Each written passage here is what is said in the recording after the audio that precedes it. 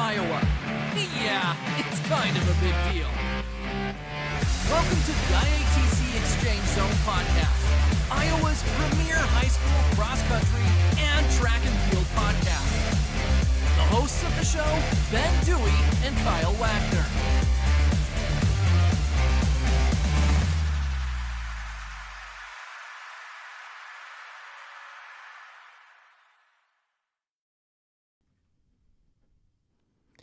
Hello, everyone, and welcome to another season of the IATC Exchange Zone podcast. If you wondered what Kyle and I looked at for the previous 5 years, if you were tuning in, well, here we are, live on YouTube, and we're excited to start this new journey on the IATC Exchange Zone podcast. Ben Dewey here in a makeshift studio in our basement, my basement, joined, as always, by Kyle Wagner. Kyle, how are you feeling over there? I won't lie, a little nervous. We're testing the waters, that's for sure. This is something we've never done before. We're not experts in podcasting, especially with video, so a little nervous. There'll be some bumps in the road, but we're excited to keep taking this thing to the next level and see where it goes. Yeah, that's exactly correct. I feel more nervous right now than sitting at Drake Stadium waiting for the finals of the 4x1, sweating and pretty nervous. But here we are. Luckily, we've got some great gentlemen across from us here. Chris and Thomas have been fantastic setting this up, and they're going to be joining us throughout the season here on the Exchange Zone podcast. Kyle, it's been a long time since we've been together. The Exchange Zone took the season off in the spring in track and field, but we're excited tonight to actually recap a little bit of the state track meet. And then we will be joined by Mike J., the voice of track and field in our state, and heck, we can probably say in America. Yep, I agree. And lucky to have him along with his Track Guy Foundation joining us tonight. And then we'll finish with a little bit of preview of the cross-country season. So the whole point and goal of the Exchange Zone is just to continue to evolve over time, and we felt like with podcasting, video is becoming ever so popular across the country and the world, so we thought that we needed to upgrade, and hopefully this Sunday night at 8 p.m. time slot can become hopefully a routine for families, coaches, athletes, spectators, parents across the state of Iowa and the country to tune in and learn about the high school high school cross country season and follow along those programs. So that's what we were thinking, and hopefully we can take it and run. I agree. Again, this is going to be fun. It's going to be bumps in the road, but I think Dewey and I can figure it out and just ready to have some fun and have a good season. Man, our kids at Bondurant Farrar have worked hard this summer. I know kids across the state have worked really hard. We're due for a big season here in the state of Iowa. Just so the viewers know, Kyle usually takes 3 to 4 bathroom breaks in our recording sessions, and we're not allowed to get up until we get some commercial sponsors. So if anyone wants to have a commercial sponsorship, let us know, because then it'll give us 30 seconds, maybe a minute break. But anyways, moving on, let's get started. Kyle, I know you wanted to talk about the track and field season and what an incredible year it was across the state, culminating at Drake Stadium at the state championships. So we're going to recap the season of track and field, and then we'll get Mike J on here momentarily. So you ready to go? I think so. Let's begin it with 4A boys. Ankeny took home that team title with 112 points, and they didn't have Tyler Sickerson, one of the best sprinters, obviously, in the state, maybe in state history. I think he'll be a senior, so he'll be back next year. But 112 points, Coach Jordan Mullins doing a great job. Is that one of the best teams that you've seen down there on the boys' side? I think it's up there. And one thing I appreciate about Ankeny is they cover all the events. You know, they've got tremendous sprinters. They've got a good hurdle crew, obviously, in the distance with Zuber and some of those other guys that we'll be talking about here in cross country. They cover a lot of events, and that was one of the best teams, obviously, in recent memory, scoring 112 points But they'll got a lot of pieces back this spring coming up, and I think they'll be in good shape to go for a repeat. And potentially even a state cross-country title. I believe coming in ranked number 2. Yep. Cedar Falls took second in that 4A boys race at state track this year. Very good in the relays. I feel like they're always good in the relays with, TJ Tomljanovich and all the way back throughout. But they're coming to the cross-country season ranked 3rd in Class 4A and also in that state title hunt, which we'll talk about in a little bit. Our individual highlight, T.Y. Poor, Cedar Rapids Prairie, 23.4.5 in the long jump. Yep. I think you'd give me 3 jumps in a row. I don't think I could hit that. Yeah, that's a good jump, especially down at Drake Stadium. It's hard to jump far in those pits for whatever reason, so that's great job by TY. Over to the girls, Pleasant Valley, man, they had a good team. They get the win over Waukee Northwest by 11 points. Annie Wiedemeyer, definitely a big addition for them, coming on over from City High. But they were balanced. They had a lot of Jesse Clemens in the 400 hurdles, and then Raggins and good at scoring in the discus. So just an impressive performance and still an impressive team performance from Dewey's Waukee Northwest team. Just 11 back from a really, really good team. Avery Winter led the way for you guys. What can you say about her and her performance down there? Yep, it was a good state meet. Starting with Pleasant Valley, they were really good. And I think they're one of the better teams in recent history over the last decade or so. Just tremendous balance, as you said. I look at Wiedemeyer and Bolin, and they're spectacular, but Clemens and Hansen were really important for them. They couldn't have won it without those two. And just an excellent team and a coaching job by Coach Wheeler. And then Northwest, obviously the relay success, some very fast relays, led by Winter, and some of those other girls were pretty impressive. So a really good state meet. Johnston at 3rd had a very good showing and got on the podium, and a good job for them. All right. And individually, I'm trying to highlight non-distance performances. So if you're wondering why I'm not going to mention a lot of distance stuff, obviously we're going to talk about that all season. So Yep.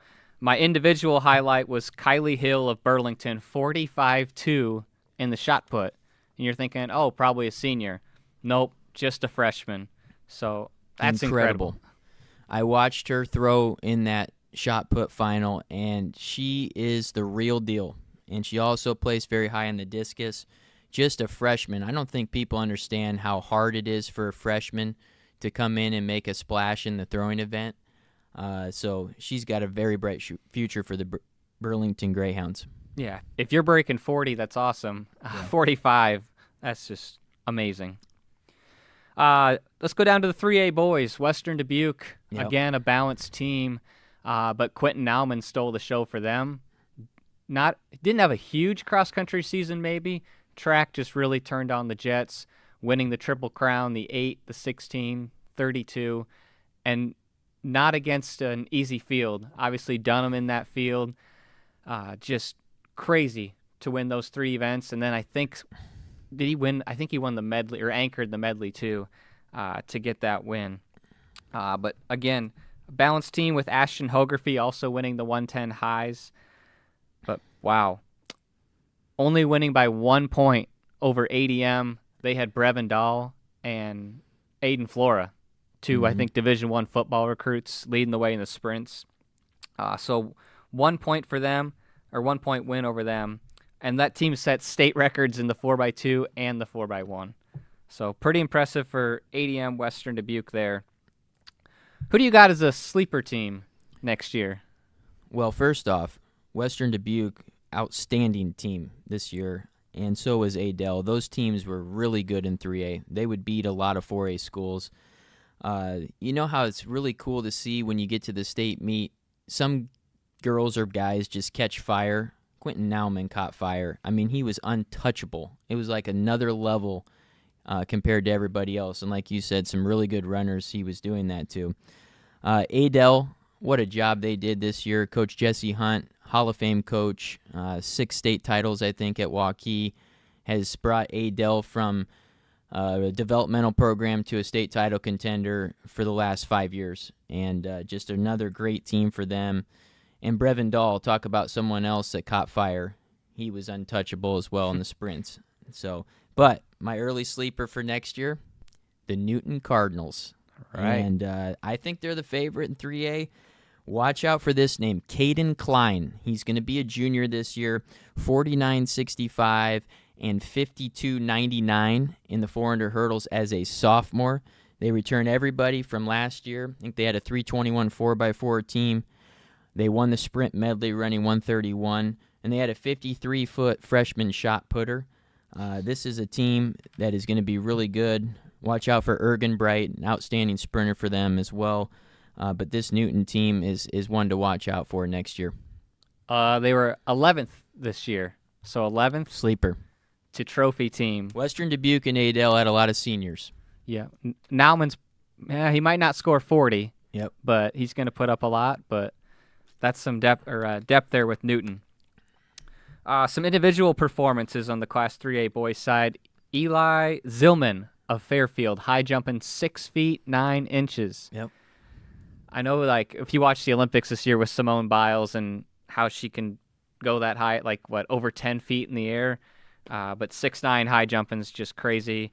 And then Hanson King, not just the king of the concession reviews on Twitter for the Pella track and field program, but a 59.5 shot putter.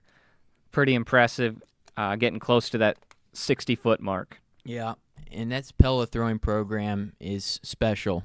Every year they have people competing and winning state titles in the shot and the disc. I don't know who their coach is, but he's really good, and I enjoy following their concession stand reviews as well. It's kind of funny on Twitter. It's whenever I ask our kids what's their favorite about cross country, they say the team dinners. Okay. So nothing to do with anything running related.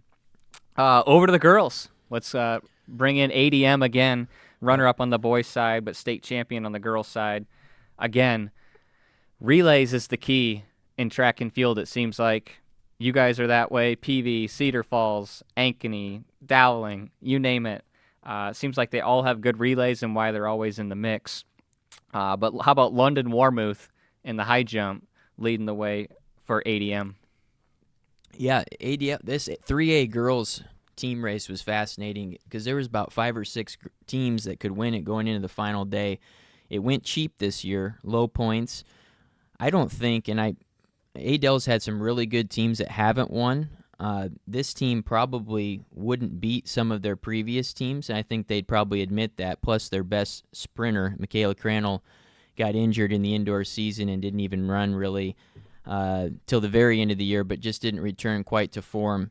But they found a way to pull it out through field events, and good to see Coach Bart Mueller and that team have a state championship because they've had some really good teams, and that was good to see. Then we get some Northwest Iowa flavor. MOC Yeah. Floyd Valley and Sioux Center ended up tying for second. Just 5 points back, but Tierney Huss and Kaylee Tuker led the way for MOC. And Sioux Center, again, a team that very balanced in the relays. Runner-up finish in the 4x4, and then a runner-up finish in the 800 from Audrina Jones, who we're going to talk about a lot in cross-country this year in that 3A girls race. And then a 5th-place finish from Colby Oldenkamp. Let's get to our individual highlight here.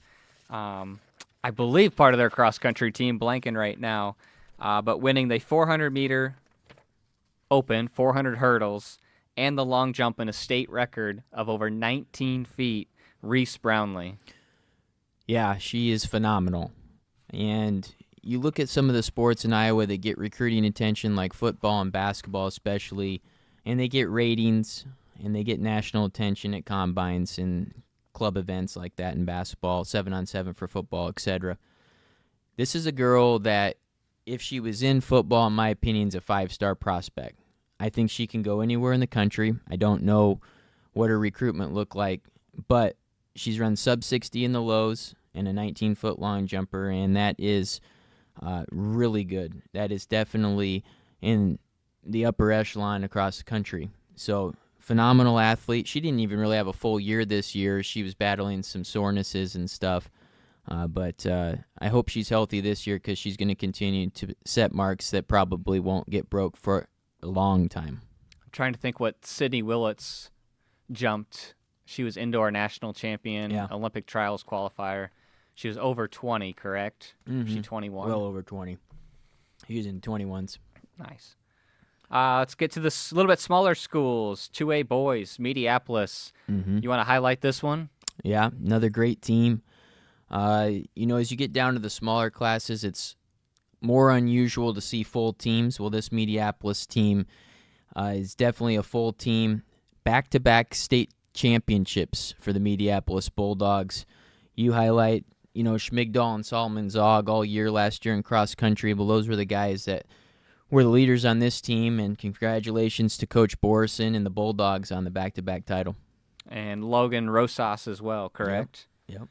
And then Spirit Lake, they went a little bit different approach. Mm-hmm. Mediapolis maybe a little bit more in the distance. Spirit Lake in the sprints and the hurdles. Winken and Stecker go 1-3 in the 110 highs, and both of them are back next year for Spirit Lake. Individual highlights, we got two. We got Jaden Domino, 52.03 in the 400 hurdles, and Ryan Little, another 6'9" high jumper out of Albia. How about that 52.03? Jaden Domino is a fantastic athlete, too, and I don't know where he ended up going to college, but he's going to make that college program really good because his high hurdles, I think he broke 14, didn't he? He was right around 14. And then, obviously, 52.03 is really fast. So, excellent year for Jaden Domino. I think he fell at Drake in the 110 highs. Or maybe it was state. I'm not sure, but definitely some revenge there with that 400 hurdle. Nice. And down to 2A girls, Van Meter had a very successful cross-country season last year. No surprise that they're in the team race for track and field, getting the win by 3 over Pella Christian, who's going to be very, very good in cross-country this year, I think. Eden Moore leading the way for them, a piece of their cross-country team, too. But all-around balanced performance. Madison Bosey, Brooklyn Fryer, Lauren Streck, and their relays. It just seems like Van Meter consistently, and I feel like I'm hitting it with a lot of the classes we're talking about, but relays is what gets it done late May when you're at Drake Stadium. Yeah, for sure. This Pella Christian team, they are elite. You look at their relay times, 146.05, I believe, in the sprint med to win, and then 139.75 in the 4x2. There's only been a handful of teams go under 140, and for a 2A school to do that is really remarkable. So you've got Kazmaransky, Voss, and some of those other girls. They're all back. I think they're all freshmen and sophomores. This is a team that will contend with the large schools at the Drake relays and some of those sprint relays. It'll be fun for them to see where they shake up. But I think they'll compete very well. Wow, that's awesome. Individually, girls shot put had 5 girls throw over 40 feet. Jana Tirwi leading the way, almost hitting 43, which kind of highlights the Burlington girls' 45. Yeah. Make it even more that impressive. And then Morgan Carr, PCM, we've heard her name in the hurdles for a while, 15.01 to win the hurdles for PCM. Let's wrap it up with 1A boys. Lisbon getting it done. I feel like they're always in the team mix down at Drake for the state title in the Class 1A. But Baylor Speidel and Tiernan Boots leading the way for Lisbon. Have you had a chance to watch Baylor Speidel in person? I did, yep, and I read the story. I don't remember what publication it was in, but a very good story, comeback story for him. I think he got injured in football, made it back, came and had a great senior year. I believe his dad's the coach at Lisbon. They've had a good team the last few years, and he's fun to watch. I like his running form. He's very efficient. Smaller guy, but very quick. All right. And then Woodbine, kind of back to that 2A with Mediapolis going more distance, Spirit Lake more sprints, hurdles. It was Woodbine going more distance. Obviously, Landon Bengden, the cross-country state champ, sweeps the 32, 16, and open 8. down at state this year. So the quadruple crown, I guess you call it the triple crown just in track, but winning all 4 of those events to help Woodbine get second, his teammate Gunnar Wagner getting third in the 3200, helping Woodbine out. How about individually? You just talked about Baylor Spidell. How about Rice Reynolds? Very good. Stanford, right? That's Going to right. Stanford? That's right. Yeah. I mean, look at all these kids we're mentioning and how good they are just here in the state of Iowa. I'm sure Mike J. will touch on that when we bring him on here momentarily. But what a season for these guys. And it was cool to see some of these seniors go out on top, like the names we've heard before this. But Rice Reynolds, what a phenomenal 1A athlete. Absolutely. Just impressive, and getting the opportunity to go out to Stanford. I know a lot of people wonder why our kids don't stay in state necessarily, but when you got opportunities like that, it's hard to pass up. So congratulations to Rice, and looking to see what he'll do at Stanford. And then Ian Blow, 58-8 in the shot put for Akron Westfield is my other individual highlight. Let's wrap it up. 1A girls. St. Ansgar, another team using the relays to bring home a state championship. First in the 4x8, second in the 4x4, third in the shuttle, and scored in both medleys. In 1A especially, that's going to get it done. It seems like back in the day, if you had one person that could score 40, you might be able to win it. Not always the case. And so with their balance in the relays, helped them get the state title over Nashua Plainfield. Cadence Huck scoring 38 points, three golds and a runner-up. And she was runner-up, or gold in the 8, 15 in the medley, runner-up in the 400 to Jaden Sellers. That's no slouch there for Jaden Sellers. She's an absolute stud. But first through fifth, only 4-point difference in Class 1A. Just shows just a few kids can make that big difference in that podium hunt. Yeah, in 1A especially, usually if you get to 40 to 50, you're going to win in 1A. And we've seen, state championship teams win with 40 with one girl last year, Cal Wheat. So, this was a really fascinating 1A girls race. I want to point out Cadence Huck, she, like Reese Brownlee, if we have ratings, I think she's a 5-star prospect.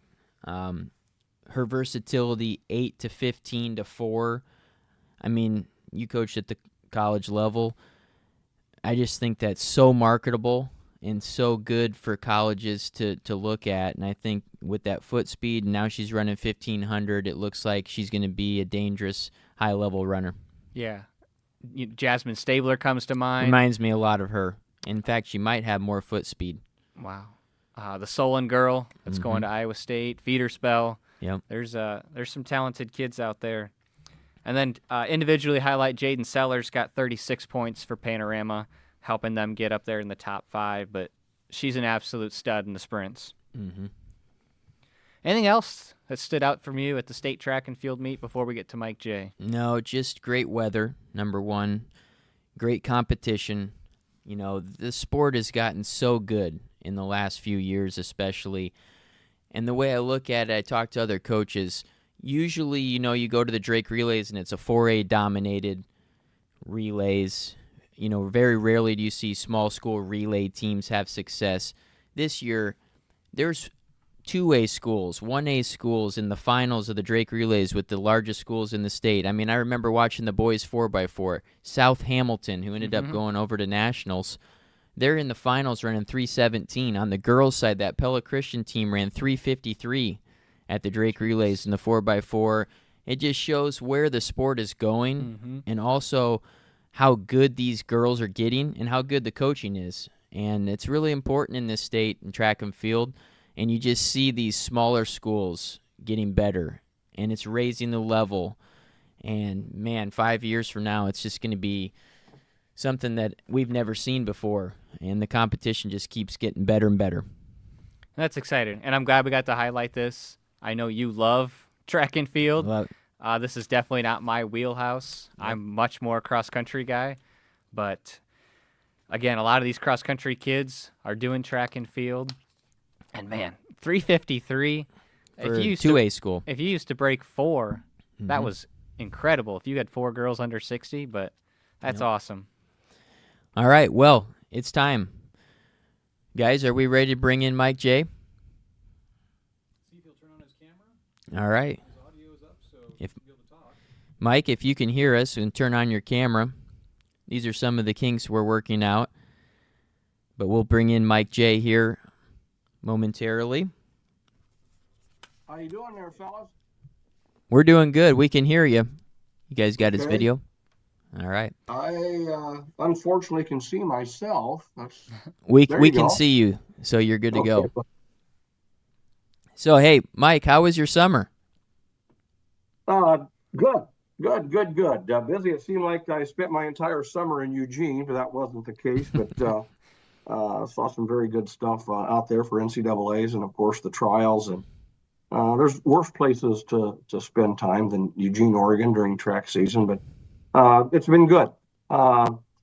It's telltale sign that cross country season has started when we've got heat indexes of 100 degrees or better the next 3 days. So that's one bad thing about the summer, if you will. But tis the season and something we deal with each and every year. So let's start off this school year with a bang. I think we will, especially after the way track and field finished. Back to your summer. For those of us like me who have never been to Eugene or experienced the new area there and their new stadium, can you describe what it's like to take in that facility and the environment like at NCAA championships or Olympic trials? It's absolutely amazing. I've had the good fortune to be out there several times in the old Hayward Field and now the new stadium as well. And I just pinch myself each time. It's the track, obviously, the whole stadium is state of the art. They have so many bells and whistles that were required for them to have to host the World Championships in 22. And it just makes it the fan experience and the athlete experience is hard for anyone to think they could top in America. They have a great infrastructure, Tracktown USA, permanent employees to host meets. They left no stone unturned. It's if you're a track fan, you need to attend at least one meet in Eugene, Oregon.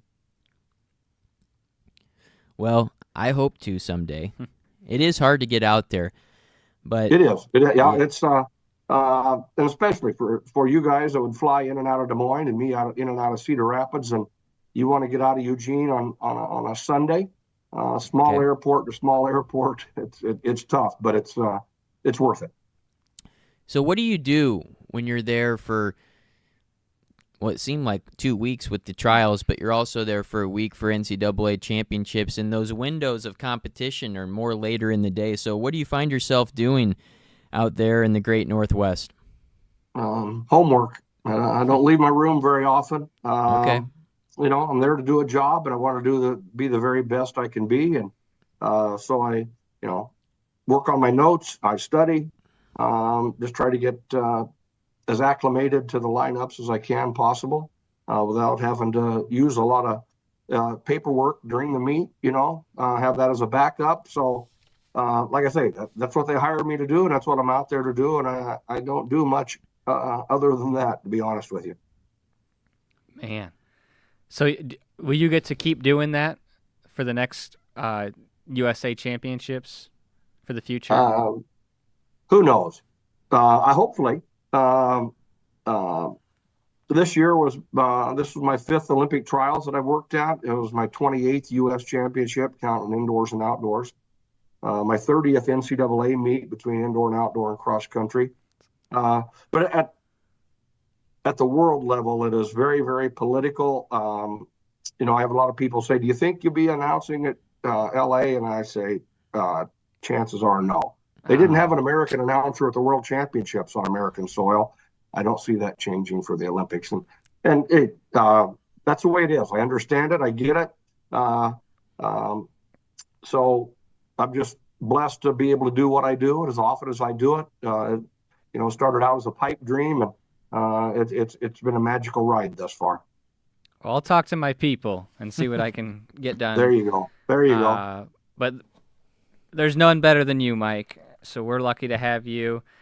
You mentioned a lot of meets that you've called. What's your most memorable race you've called in your career? Oh, wow. You know, and that's a tough one. You know, and a lot of times, like when I travel and people will ask, "What's your favorite meet to do?" And I always say that the Iowa High School State meet, and they can't believe it. It's the best meet in America. But you know, there's I don't know. I've had the opportunity. I think I've called 11 world records between juniors and seniors. Countless American records, obviously state all-time best. But two things that really stick out to me at the high school level when Pollard ran 850, and then at the Drake relays when Alan Webb ran 351 for the mile. When we went so many years before Steve Scott went under 4, you know, now we get it regularly when we run the mile there. But that 351 by Webb. You know, who was the world's number 1 middle distance runner at the time. You know, he American record holder. So that was very, very special. Getting to call 2 world records of Sidney McLaughlin in the 400 hurdles will always be a great memory, and Ryan Krauser's world record in the shot a time or two. So it's hard to pin it down just to one, but at those levels, yeah, the high school state meet with Pollard running 850 when we had, you know, Jim Eichen ran 858 when I was in high school, and we wondered if we'd ever get another sub-9 3200 guy, and now they just come out of the woodwork. You know, we had 3 or 4 last year, and by young kids. So that's a very long answer to a short question, but that's as pinpointed as I can get. Alan Webb was a different cat too. I love his like 10 by 800 workout, like starting at 2 flat and working down. Insane. I also love the Drake relay stat for Olympic medals. Mm-hmm. You know, how many gold, silver, bronze. So with that, what's your most special moment that you recall in Drake Stadium? Oh, wow. You know, my first Drake relays was 1975. I was a sophomore in high school, and my high school coach said, "Hey, we've got an extra ticket if you want to go." He promised me we'd get out of school on Friday, so I went. And I have not missed the state meet or the Drake relays except for COVID since 1975. But that 1975, Al Feuerbach was there, won the shot, 2-time Olympian, an Iowa native. That was absolutely awesome. That was also the year that Ivory Crockett, who had run 9 flat for 100 yards, false started at Drake. That's one of the first times they tried the no false start rule. And Ivory Crockett false started, and the crowd booed, and he came down the track to Jim Duncan and got on the microphone and got the crowd quieted down and said, "Hey, that's a rule. That's the way it goes," and this type of thing. So that was amazing. But, you know, just watching, and you guys talked about this earlier, to watching the high school kids from all classes compete at the Drake relays is amazing. You know, some would argue that is the true state meet, even though it's a month earlier than the state meet, but the results we get there are amazing. But I just hate to pinpoint it down to one singular event. My chance, you know, I'd leave somebody out or whatever, and I don't like to, you know, they're all good. But the Drake relays in itself, 1975, my first year, will probably always be my favorite. A couple of moments that never will leave my mind was back in 97, I believe, and I was only 7 years old.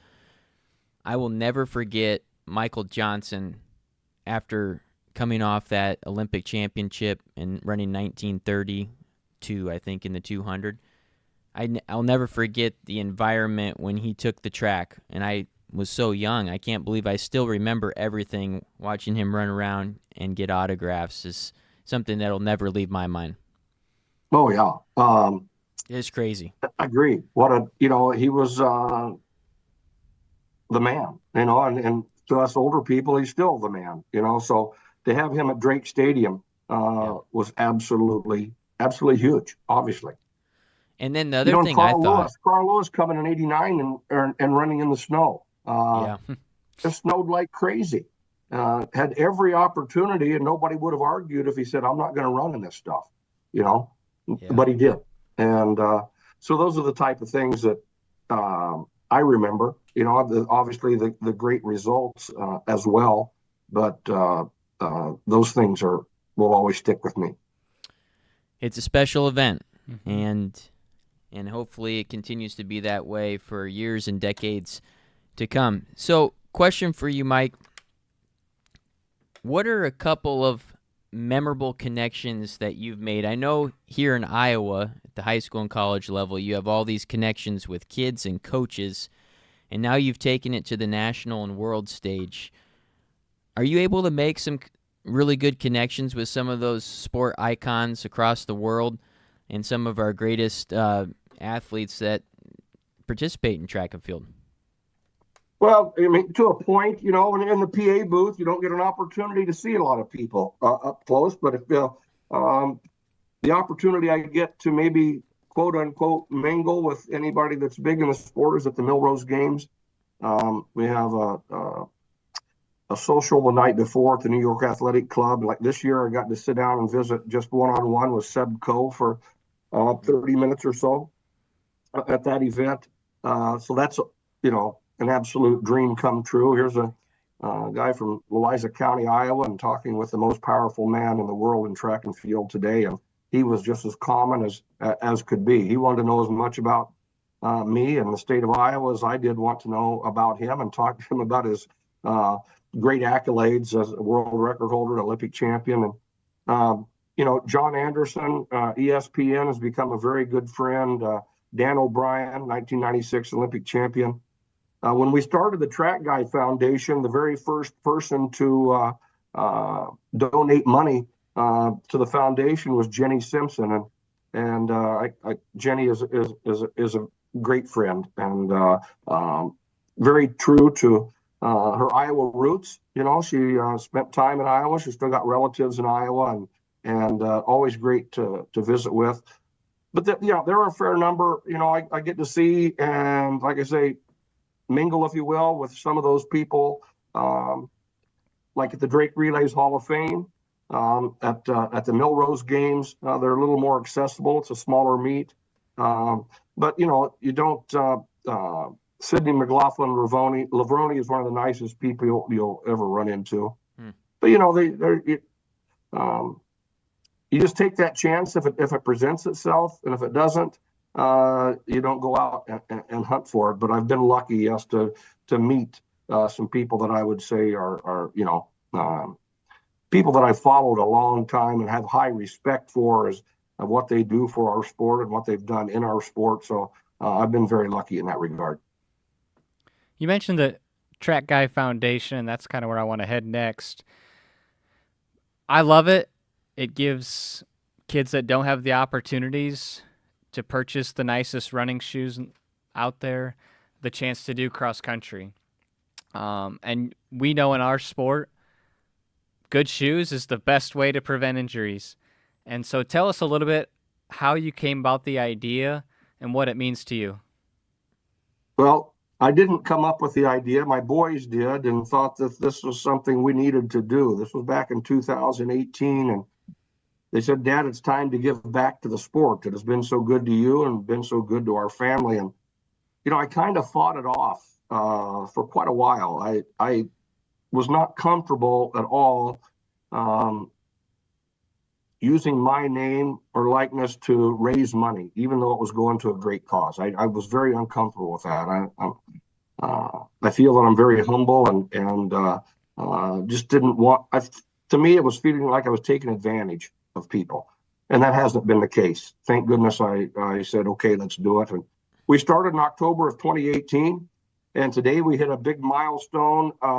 when I go to the post office tomorrow, I've got 5 pairs of shoes to put in the mail, and that'll take us to 800 pairs of brand new shoes, whether it be trainer spikes or throw shoes that we've gifted to Iowa kids since October of 2018. We have gifted 67 $500 scholarships. We've had 14 speaker series events. We just had one last week where we had a send off to Paris for 2 Paralympians, Aaron Kirchhoff and Jessica Himes. We've had 6 cross country coaches garage clinics at my house. This year we had 52 coaches from all levels attend. It's a great time, roundtable discussion. We've had free clinics for learn by doing clinics in the throws and the hurdles for kids. And the whole mission is to do everything free. We've had great supporters. Most of our funds come from selling track guy t-shirts on our website. We're going to release a brand new design next week that we're really excited about. And like I say, people that donate to us. We had a new event over Memorial Day weekend called the Weekend Warrior. 4 events for weekend warriors. Not necessarily the best athletes, but people that enjoy athletics. We had bowling, we had golf, we ran a 5K, and one guy biked 20 kilometers. And it was a fundraiser for us. And it was an amazing event that we're going to continue to do. One other event that we added this year for the first time, we had a 10K relay. We ran that at City High. In Iowa City, we had 20 teams. We think this can grow and grow and grow. 2-person teams for the open division, 4-person teams for high school. And they ran every other lap to get in 10K on the track. So we had some great high school kids. We had, the neighborhood 5K runner. We had, past collegiate runners as well. It was a great event, and one, like we say, we hope will continue to grow and just get the sport out there in front of people. The more we can. It's surprising. And Ryan Krauser had a great Twitter feed today about this. Americans are great track fans as a whole during the Olympics, and he said, how do we capture that and can continue that in the years between the Olympic Games? I watched a meet this morning on Peacock in Poland, and they had 44,000 people in the stands. And so there's a lot of things we can do, and that's one thing we want to do at the Track Guy Foundation is just continue to get the sport in front of people and give kids in Iowa that want the opportunity to participate to help them get the opportunity. We have funded kids to go to summer camps that didn't have the funds to go. But, shoes are a big part of it. You hit the nail on the head, Kyle. It helps reduce injury. Kids don't want hand-me-downs. The kids that we give shoes to have had hand-me-downs all their life. And we don't, we do occasionally, somebody will say, hey, I've got some shoes that have been barely worn. Would you take them? I never turn them down. I take them, but I take them to Goodwill. But the kids we deal with, they only get brand new shoes. And so, like I said, we've hit 800 pairs now since October 18th of 2018, and we don't see ourselves stopping anytime soon. Well, Mike, you've done a tremendous job throughout your career. This Track Guy is also just awesome for everybody around our state, and just a great endeavor that you went and. I'm glad you listened to your sons because it's really benefited so many people, and we're grateful for that and excited to see that continue to grow as the future moves here forward. So, Mike, best of luck to you in your season coming up in cross country and track and field indoor and outdoor.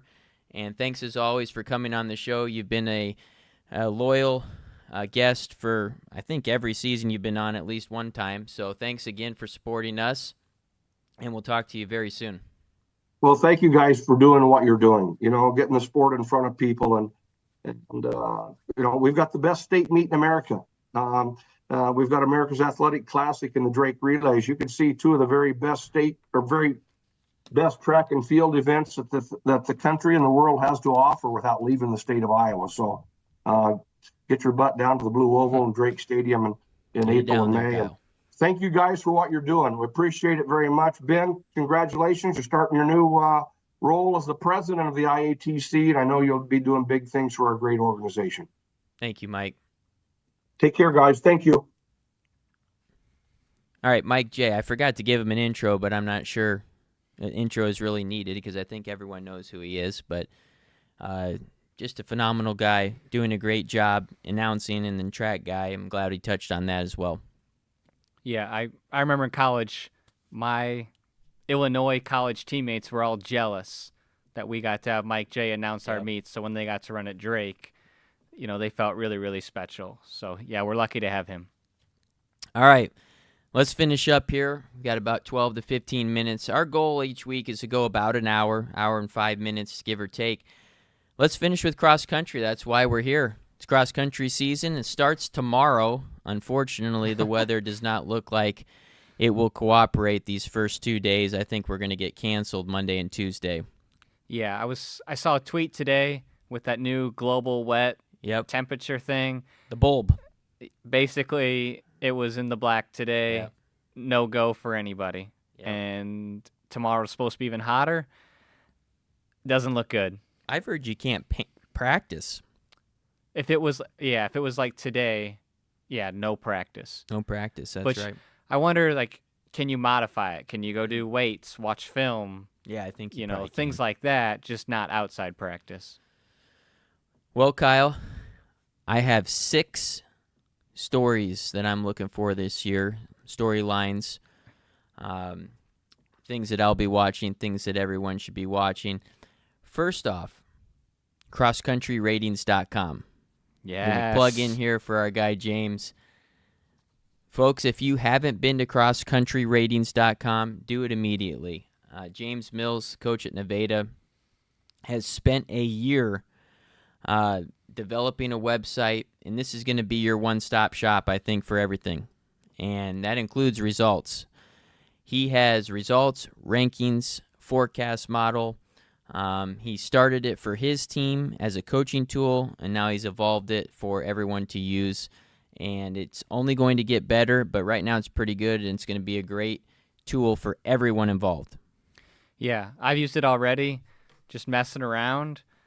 It's great as a guide for rankings, individual and team. It's great when you're going to meets to help give your kids an idea of who might be around them. Just so many different ways that it can be used. I'm excited to keep using it. And then already he's got kids that may have moved schools on the right rosters. So for that stuff to already be in there is pretty incredible. So big thank you to James and the IATC for getting that put together. Number 2, I'll be watching for the Centennial girls and the ADM girls. They are my 2 teams who I feel like are the most underranked heading into this season.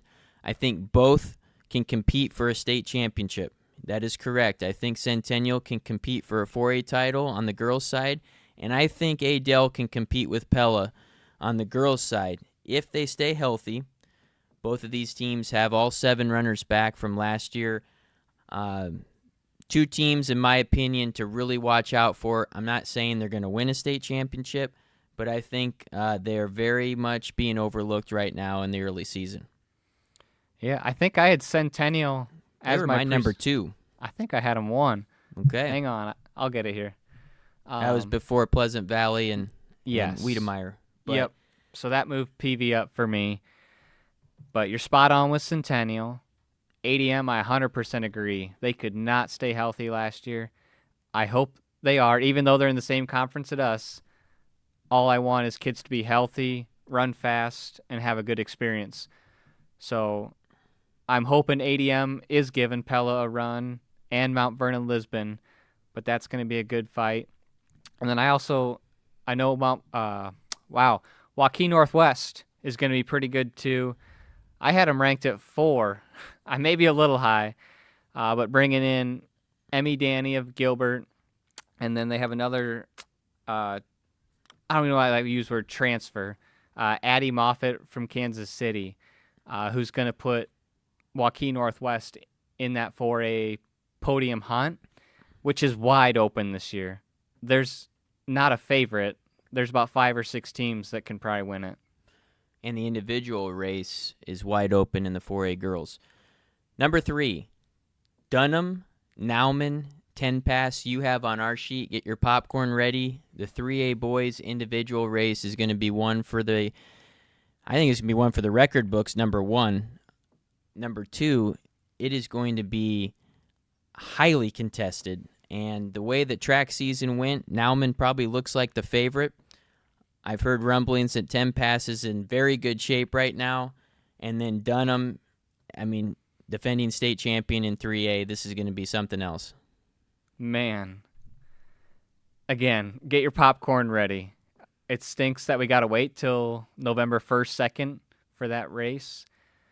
It's going to be fun, but enjoy the season. They're going to put up some impressive performances. Their teams are all pretty good, but it's going to be really, really exciting. Number 4. I guess I only had 5 on my sign. Number 4. Can Dowling do it again? I said if you listened to our last episode last year on our way too early rankings, I think this will be the biggest challenge they've faced. But we've said that before with Sioux City North and that one, and then last year we didn't see them winning that one either. But this one, Kyle, seems different. I think Cedar Falls and Ankeny are going to be really, really hard to beat. What do you think? You can't make a prediction yet. No, you never no know prediction yet. How many years have we said they're the preseason number 1 until they're not? They're the team to beat. They're like Tom Brady and the Patriots. Yep. Patrick Mahomes and the Chiefs right now. They're the team to beat. They got depth. We know that. Always they'll have it. Do they have the firepower to Max Zuber and Jaden Merrick? And that's where I think we don't have that right now for Dowling. Now, that's right now. And they might develop it. And they might take one early season loss like they did last year at Marshalltown. I don't think we can accurately really talk about this until October or even later.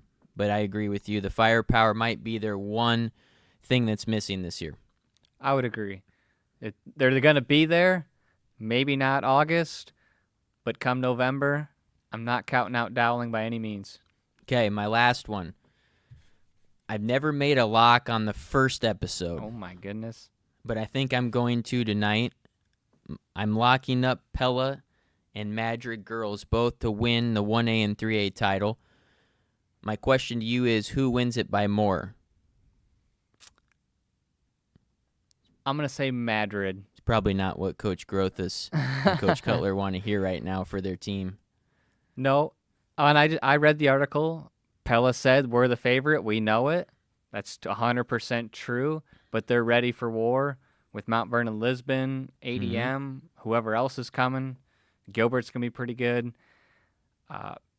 Madrid, I think, has a bigger gap in Class 1A for me. Southwind coming in ranked number 2. They've got a lot back. Southwind has a lot back.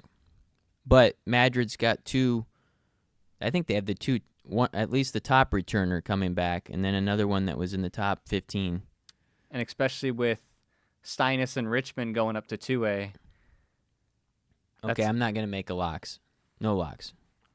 I wouldn't argue Madrid. Pella, like you said with ADM. Yeah. I did say ADM could compete. Yep. But not win. Pick one. Nah. Pick one. No. I actually would feel more comfortable picking Madrid. Yep. I would too. Yeah. I wasn't sure which team you were going to pick. Well, that's why my sign says locks with a question mark. So I'm not going to lock anyone up. But I do think if you look at the classes coming in, those two teams, both genders, are probably the most likely favorites of any of the classes and genders as we begin the year. Yeah, especially with Des Moines Christian going up to 3A, which we'll talk about. That changed 2A so much. You have that written on our sheet. Yep. Gilbert boys, but Pella's going to give them a run. Maybe some other schools too, but I think Gilbert boys will be really good.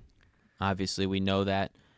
I think they could be even better than last year, and they did some really special things last year, not just at the state meet, but out of the state meet at Heartland and other meets. And they got some really good kids coming too. They got a good 8th grade team It's this the year. next year, right? Mm-hmm. Anything else you have? Storylines? Surprises in the rankings? I think we talked about a lot of the surprises already. Nothing that jumps out. Maybe Clarinda and Pella Christian on the 2A girls. And I don't want to say these are disagreements because the committee that put them together, outstanding job. They did a great job. Like, not saying I'm right, but a lot of them were very comparable to what I had. That committee did outstanding. In the 2A boys race, I like Forest City this year. I look back. They have all their guys back. Didn't have a low stick, but they sure packed them in, Kyle. They had 5 guys, I think, between 17 minutes and 17:30 on that state meet course. You think if collectively as a group, if they all drop 15 to 20 seconds, that's a game changer for them. I think they come in ranked number 2 in 2A, but I think I like that team to definitely compete for that state title this year. Yeah, having that contingent coming back is huge, especially with Okoboji losing 2 of their top 5. Mid-Prairie's returning everybody, including the individual state champion Emmett Swartzendruber. That 2A boys is going to be like probably 4A girls, wide open, very tough, but there's a lot of teams in the mix. And how about that 2A boys individual race? You've got Schwartzendruber back, the defending champion from Mid-Prairie, excuse me. You bring in Emerson Vokes of Grundy Center, who's bumping up a class. Evan Osler, Kyle Wagner. That's going to be Kyle Wagner. That's going to be a heck of a race there in Class 2A. I think that Kyle Wagner would smoke me right now. Spelt slightly different. It is. It is. And then in the 4A boys individual race, Zuber Merrick. That is going to be one heck of a race. We saw it at the Drake Relays state meet. Zuber with that 3,200. But these two guys are going to go to battle a couple times probably this year.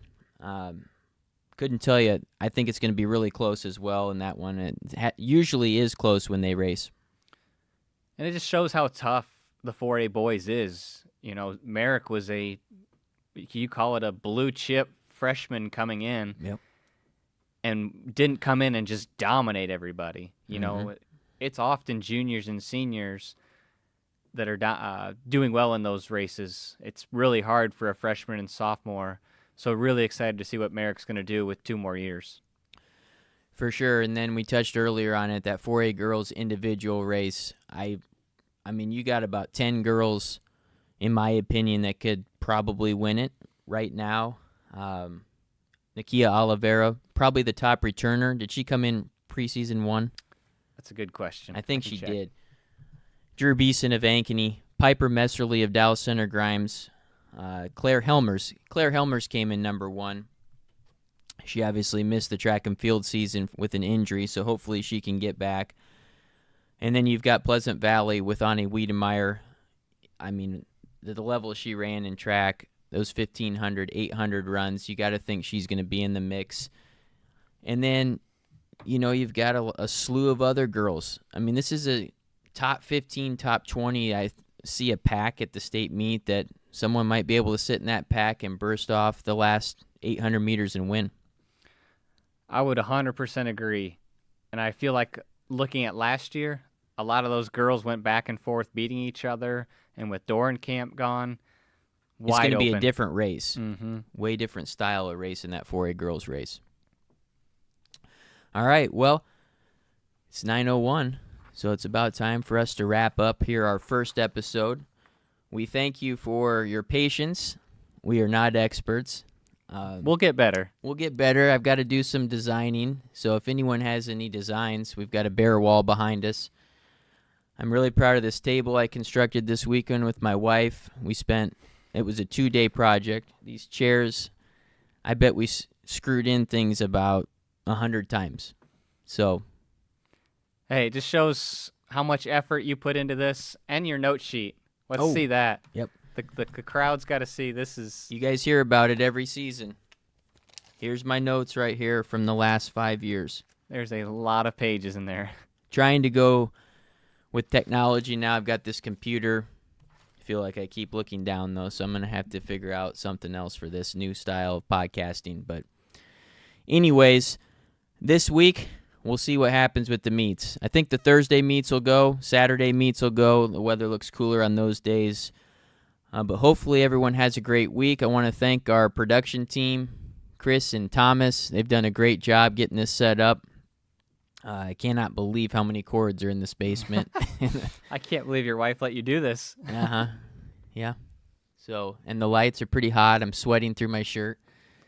But all in all, pretty good episode.